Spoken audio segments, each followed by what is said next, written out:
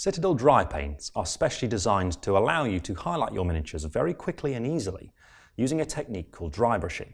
Now it's very straightforward to do this, and it looks great because it makes the detail on your miniatures really pop out. So I'm going to show you now how to do it. Right, so I've got a Space Marine Dreadnought here that I've already applied the base paint and the shades to, and I'm going to use the dry paint to add a few highlights to the metallic parts. The colour I've picked is Necron Compound, and here it is. And when you open these paints up, you'll immediately notice that they're very different from your regular paint. Look how thick that is. So for that reason, you don't really need to shake them.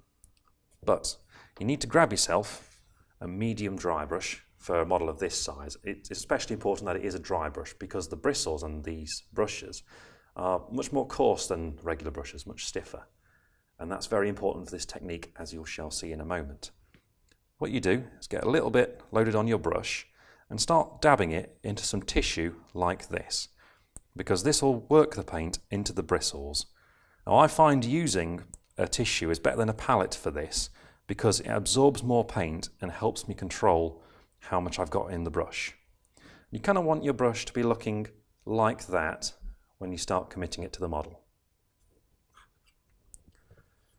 So all you do is get your miniature and start flicking the brush back and forth over the detail like that. And you can see immediately it's caught all the raised surfaces and all the detail and really picked them out. You see? So it's very easy this. Just work your way across the model and build it up. Now it's always best to apply too little rather than too much and build it up steadily until you're happy. And be aware that this technique is a little bit messy, so you might find that you start getting the paint on areas you don't want.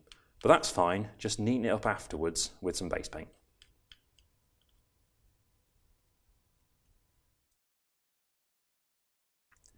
Right, so I've finished applying the dry paint to all the metallic areas, and well, you can see how they make all that detail pop out immediately, can't you? It looks fantastic, and it's so easy to do this. So the thing to remember about using dry paints is that these are designed to allow you to get quick and easy highlights on your models. Apply them with a dry brush, and remember that having too little paint is better than too much. And finally, it's a good idea to use a tissue to help you control your paint and wipe off any excess.